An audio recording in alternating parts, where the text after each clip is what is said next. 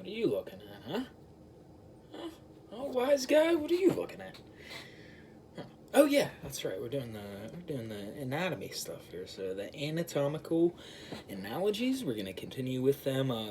Discussing the structure of the cell membrane. So we are gonna have some analogies with most of the stuff, not all of it, but we'll try to fit it in where we oh, that where it's applicable. Put it that way. Don't want to kind of start pulling stuff out of our you know what. It does need to all these analogies do need to make sense to draw some sort of parallel to enable some sort of connection in the brain. That aha moment. But the structure of the cell membrane.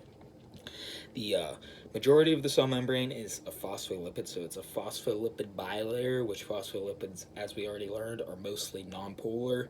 So, cell membrane, structure of the cell membrane, the outside of the cell membrane is mostly phospholipid. It's two layers of phospholipid. So think of continuing with the hotel analogy. It's like the brick walls of a hotel, except there's two separate layers. So obviously the hotel, here's the surrounding hotel. There's one layer of phospholipid and then another layer of phospholipid. So a phospholipid bilayer is the majority of the cell membrane. So it has there's obviously two different layers just mentioned, that bilayer of phospholipid, but it is entrances for people coming and going. So that is, it has entrances for polar molecules such as proteins, and there's two types of entrances which we're going to discuss very shortly. But nonpolar molecules, since phospholipids are mostly nonpolar, can just pass right through the cell membrane. So oxygen, for instance, it's nonpolar. It's the chemical formula of the oxygen we breathe is O2. So O2, O, and O. It's an even charge, so that's O2 is a nonpolar molecule there, so it does pass through the cell membrane without having to pass through any of the gates or entrances, if you will, of the hotel. It can just pass right through the bricks easily. But the two types of proteins that allow polar molecules to pass through and charged molecules to pass through are transmembrane proteins, aka integral or intrinsic proteins, and also extrinsic or peripheral proteins. So we have the transmembrane and the extrinsic proteins. But what the hell does that even mean? I'm going to tell you.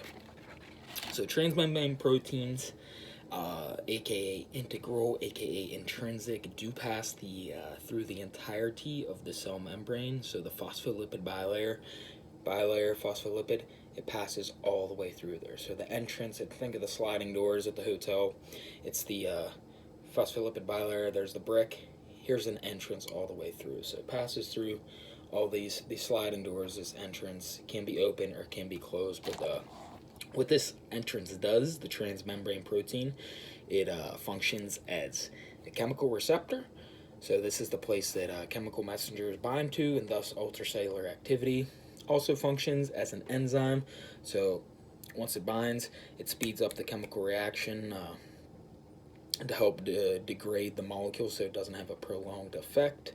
Also acts as a channel, which we somewhat discussed here. So polar and charged molecules can enter through the cell there. So these gates or channels or doors, they aren't always open. They can be closed sometimes, so things can't pass through. But when they're open, the specific carrier for this specific molecule, so say an amino acid carrier here, amino acids can pass through into the cell there.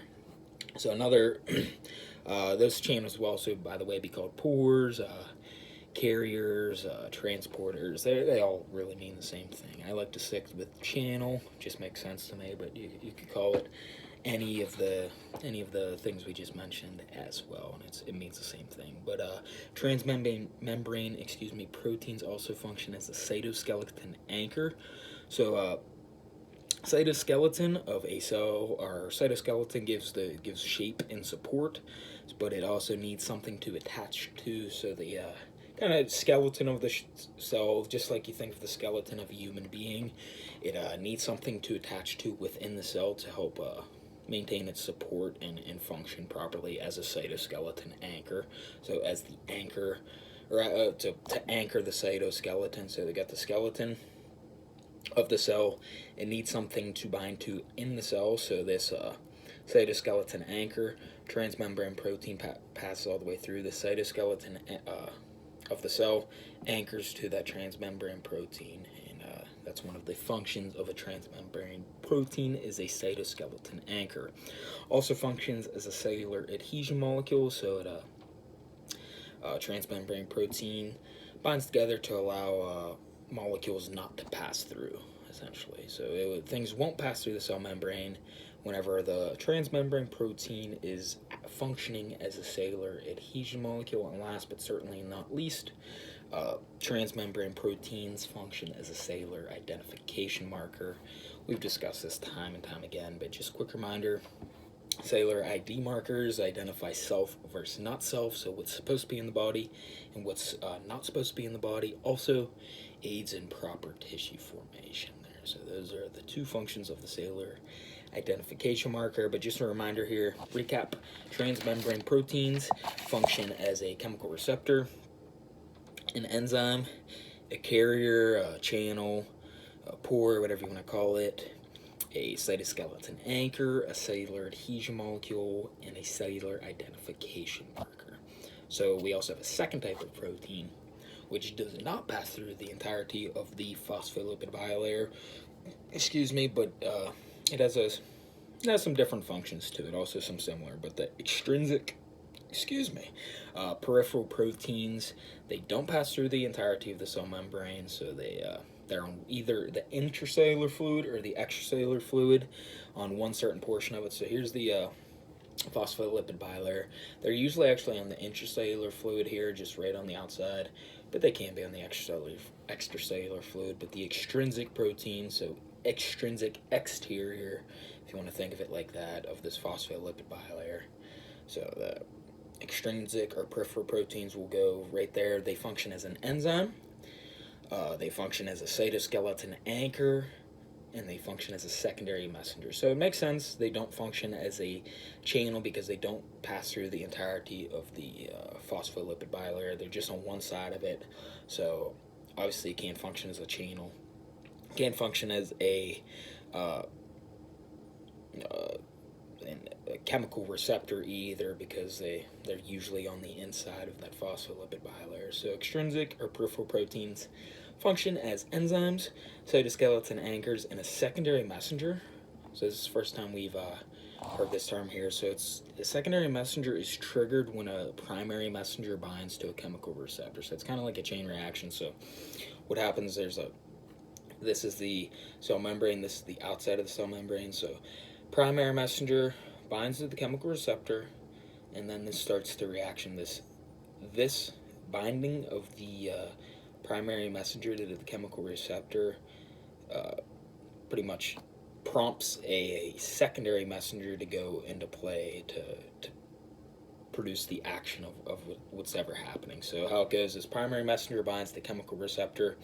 That allows the secondary messenger to be released and function how it should. So this happens in the body with insulin, for instance.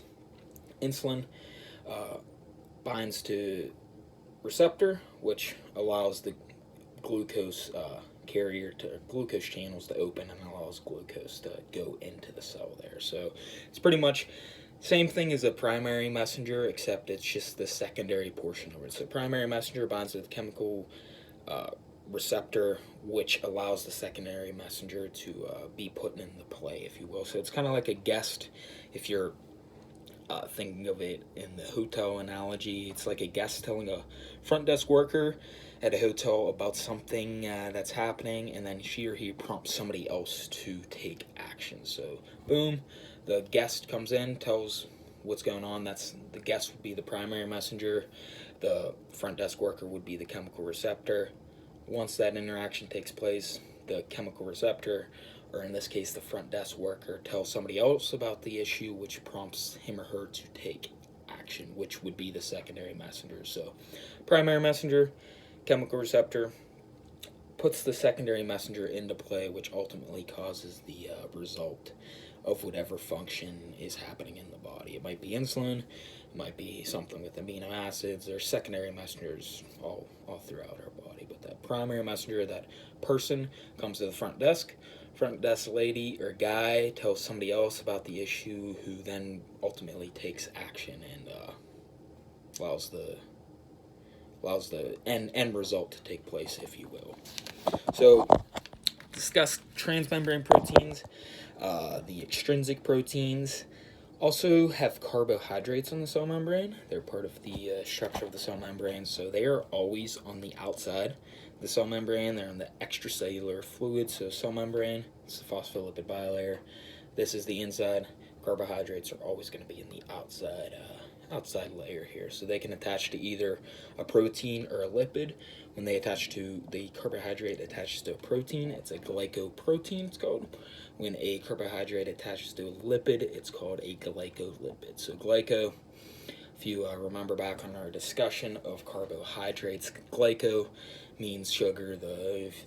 You recall glycogenesis, glycogenolysis, that deals with glucose, glycogen. Glycoprotein, you see where we get that base of the or the prefix, I guess, of the word. So we have glycoprotein when carb attaches to protein, glycolipid when carb attaches to a lipid. So pretty straightforward stuff there. Functions of the carbohydrate in the cell membrane are cellular identification markers, so we know what those are. Determine self versus not self, also aid in proper tissue formation, and they can function as chemical receptors, but only when the carbohydrate's attached to a protein. So when there's a glycoprotein, carbohydrates can function as a chemical receptor as well. And last but certainly not least, component of the cell membrane is cholesterol. Cholesterol aren't completely in the entire, it's mostly phospholipid bilayer, as we mentioned. Then we have the gates or the proteins, so whether the transmembrane protein passes all the way through or the extrinsic protein, usually just on the inside there.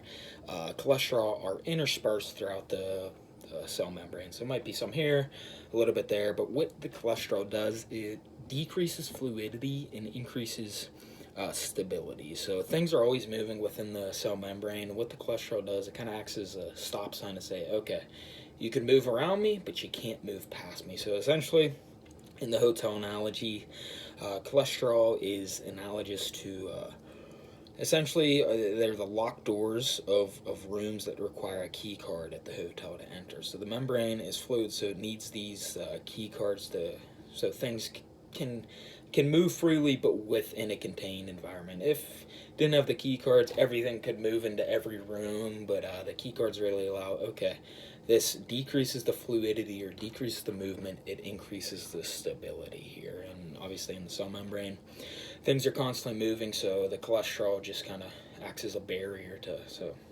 it just makes the cell membrane more contain the areas that have movement. So cell membrane still is very fluid, except when that cholesterol is added in there, it makes it a little bit less fluid, and in turn increases the stability. So that's a good thing, but just remember an example of this would be the locked doors at a hotel. That's why the doors are locked. The cholesterol kind of acts as a stop sign to decrease that fluidity, decrease that movement, and increase the stableness or increase the stability. So, structure of cell membrane, we have the phospholipid bilayer.